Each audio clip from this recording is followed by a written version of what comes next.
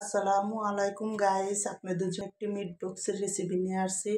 প্রথম দেখুন মাংসটি ছোটো ছোটো করে কাটতে ডিবিতে একটু হলুদ, একটু মরিচের ফাঁকি, একটু গোলমরিচ, একটু গরম মশলা আর একটু জিরা আর এখানে একটু আদা রসুন বাটা আমি দিয়ে দিছি।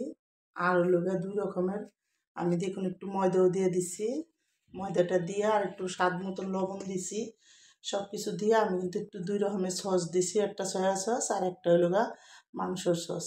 দুইটা দিয়ে মিলাইয়া রাইখা এখানে দেখুন আলুটি কাটছি সুন্দর করে। আর এখানে আমি সসেসটি কাটতে দিলাম। আর এখানে হইল চিকেন বলটিও কাটতে দিলাম, মানে সব কিছু একটু কাটতে কাটতে নিমু আমি। তো চিকেন বলটা কাটা হইলে দেখুন আমি সসেসটি আর চিকেন বলটি কাটতে নিছি। তো এখানে দেখুন এখন চুলার মধ্যে আমি এখানে আলুটা প্রথমে তেলের ভিতরে তেলটা গরম হওয়ার পরে আলুটা সুন্দর করে গোল্ডেন কালার করে ভাজিয়ে নিমু। তো আলুটা গোল্ডেন কালার করে সুন্দর করে ভাজা হওয়া পর্যন্ত কিন্তু আলুটা ভাজতে থাকবো। তো দেখুন আমি আলুটা সুন্দর মতো লাড়া দিয়ে দিছি। আর যখন একটু সুন্দর করে গোল্ডেন কালার হয়ে আইব তখন কিন্তু আলুটা আমি সুন্দর করে তেলের থেকে উঠাইয়া একটা প্লেটের উপরে রেখে দেব। তো দেখুন আলুটা নামাই দিচ্ছি।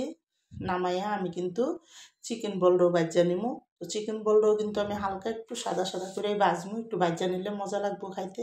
তো দেখুন সুন্দর করে কিন্তু চিকেন বলটারও আমি ভাজা এখন ওই আলুর প্লেটটার ভিতরে রেখে দিলাম। রাইখা এখানে কিন্তু আমি সসেসটিও বাছতে দিয়ে দিলাম।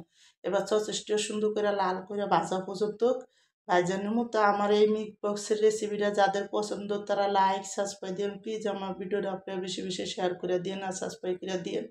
তো দেখুন এখন আমার কিন্তু এখানে চিকেন সসেসটাও ভাজা সুন্দর করে হয়ে গেছে। তো আমি এটাও দেখুন তেল দিয়ে সাইডটা ভালো করে একটা প্লেটের উপরে উঠায় রাখতেছি।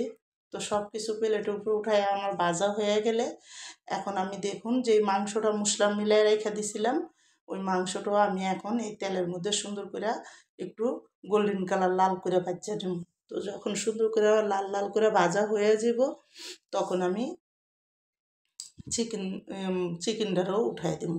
তো দেখুন চিকেনটা সুন্দর করে লাল লাল করে ভাজা হয়ে গেছে।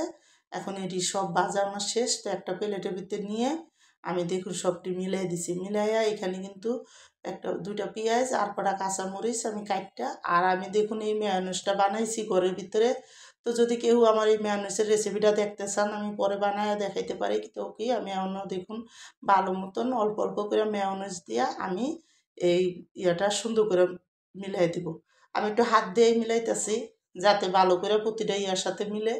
তো দেখুন এখন আমি সুন্দর করে কিন্তু মিলাইয়া আমি এখানে সসেসও দিয়ে সসও দিয়ে দিলাম, যেটা টমাটো সস ওইটাও দিয়ে দিছি কতটুক দিয়ে কিন্তু ভালো করে হাত দিয়ে ডললে আমি এটা মিলাই দিব। তো আমার এটা বানানটা কিন্তু শেষ।